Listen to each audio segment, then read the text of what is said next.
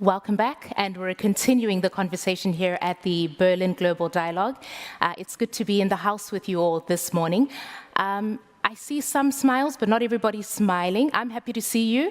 Not everybody looks happy to see me, but nonetheless, I think we're due for some good conversation. My name is Christine Mundo, and I'm very privileged to be steering this conversation, this part of the dialogue for us. It's really a great pleasure to be taking part at the very first Berlin Global Dialogue. And of course, we set the scene for if there's going to be a comeback. So let's do very well so that we can all be back in Berlin next year, continuing the conversation. At this juncture, we want to have a bit of a leaders' dialogue on the worldwide economic shocks that we're experiencing and the impact that that's having, particularly on the global south.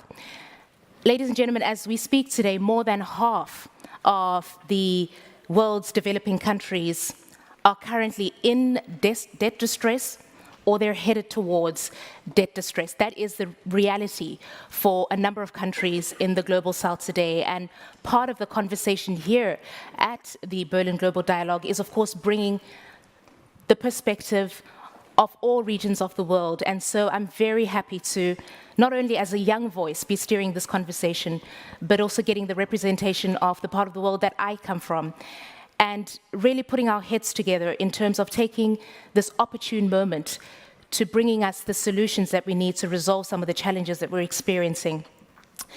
I don't want to say much more other than to introduce our special guest this morning. We thought it would be great to perhaps start with a bit of a case study. And that will be the country of Sri Lanka, which, if you have been watching the news or reading the news over the last few years, you'd know that Sri Lanka has been experiencing an economic crisis, an unprecedented one, since the island gained its independence. And I'm pleased to tell you all today that we have a special guest in. The president of Sri Lanka is going to be here today to open this session for us with some remarks. I'm going to do something he does not like. He doesn't allow it back home, and call him His Excellency. His Excellency Ranil Wickremesinghe, President of Sri Lanka. Ladies and gentlemen, may we please put our hands together as he makes his way to the podium.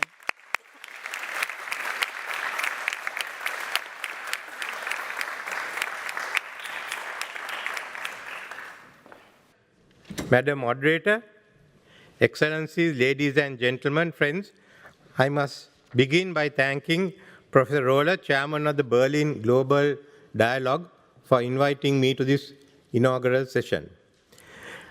Where the way I look at it, the global economy has many shocks since in the last 2 decades. Starting from 2008, we've gone through a series of the European debt crisis, then we've had the COVID-19 pandemic and the economic shocks that have come from it, the whole issue of funding for climate change, and the sovereign debt crisis. I don't think in any other period of modern history have we gone through this type of a crisis. And in all these instances, it's the developing economies and the global south that has suffered disproportionately. We are now faced with stubbornly high inflation in advanced economies, oil prices edging towards US $100 a barrel, and monetary tightening by the global central banks. One example is that Sri Lanka's exports to Europe has not increased at all this year, so far this year. That's an indication of how we are being affected as we try to recover from the crisis we face. The confluence of factors spells serious risk for many developing countries. In the global south, we are facing rising import costs, food, energy, insecurity, and the problems of our exports. The resulting balance of payment stress translates into a weaker economy for all of us. The difference between the advanced economies and the developing nations is that you all have all the buffers and reserves to deal with these shocks. We haven't. And it's from here that the sovereign debt crisis started. In this context, I think the world may be on the cusp of another crisis if corrective measures are not taken immediately. Many developing countries find themselves with large debt burdens. For example, IMF has no mechanism to face this new situation. When Sri Lanka declared bankruptcy, all foreign funding ceased. and that started the political crisis. If not for the help given by World Bank in regraduating Sri Lanka and the help given by my old friend Samantha Powers in funding us with fertilizers, the chances are that I would not be able to come here today. I would not have been in the position.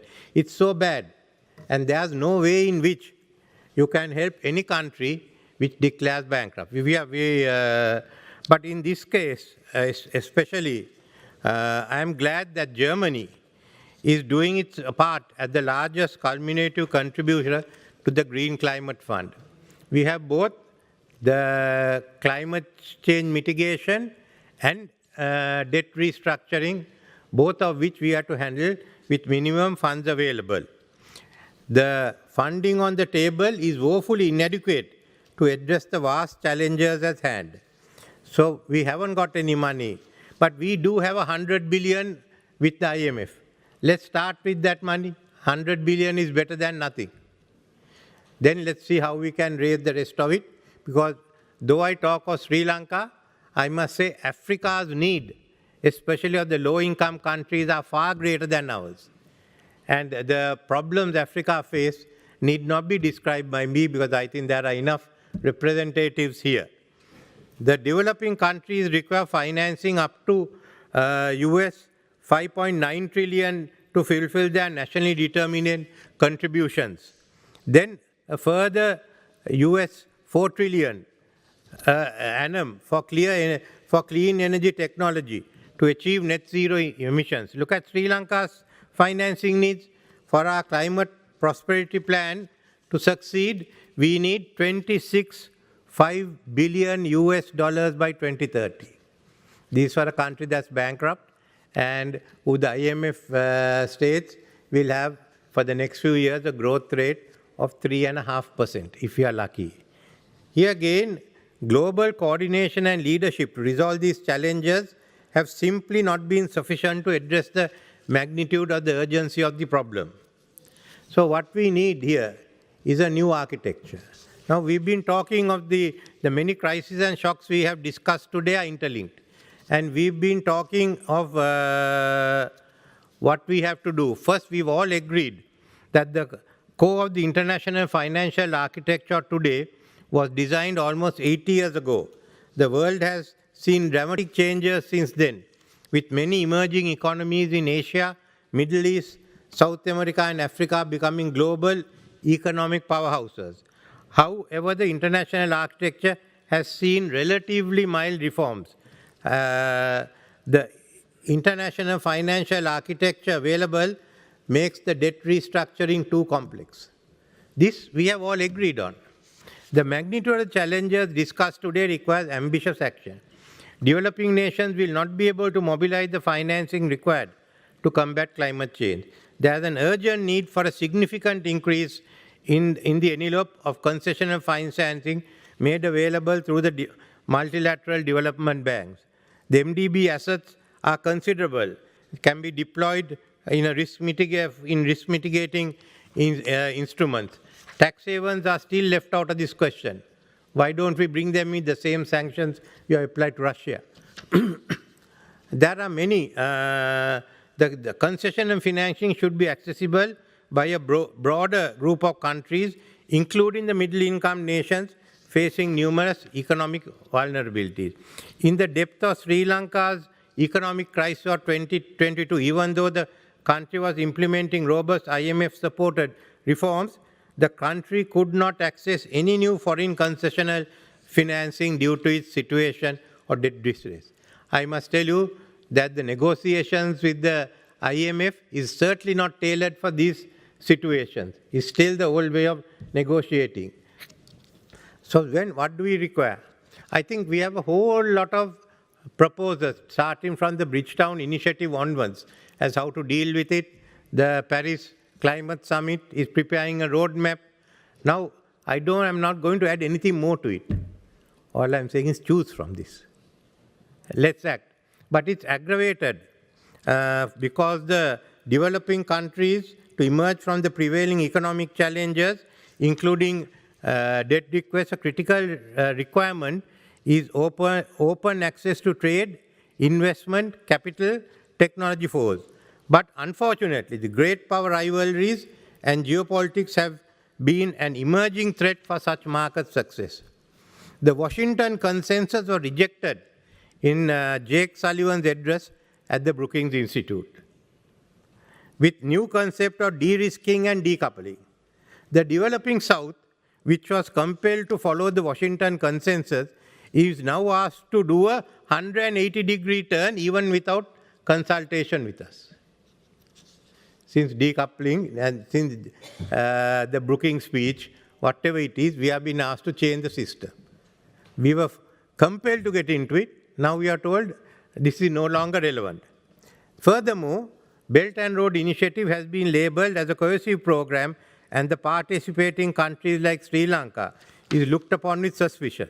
This will further hurt economic prospects in the global South, and the polarization will become more evident. For a country like Sri Lanka, we have learned to live with pressure from America, India, and China. I mean, that's nothing new for us anymore.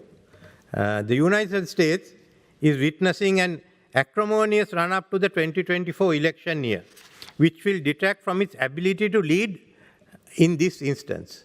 It is creating a vacuum, because if US wants a new order, US must lead. But we know from now onwards till end of next year, that leadership will gradually reduce as they start focusing more and more on their 2024 elections.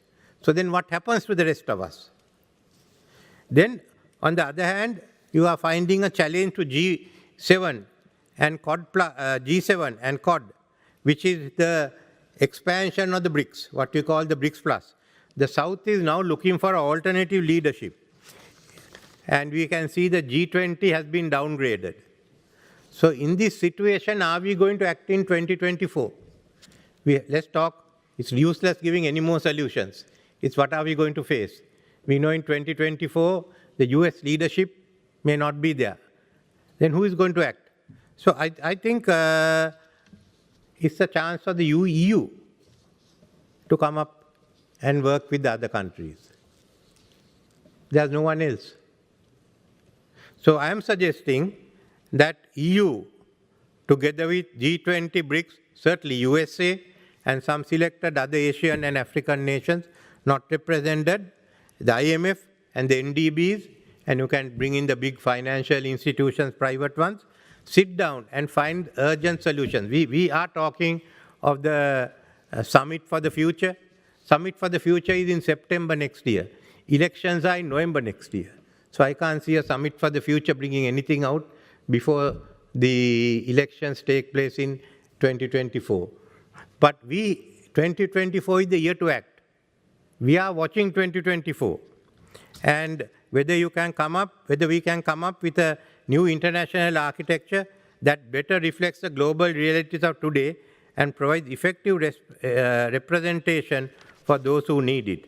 So we have the resources, we have the solutions, we just need the willpower to decide how it's going to be done. It has to be done urgently. We require a constructive dialogue between the West and China.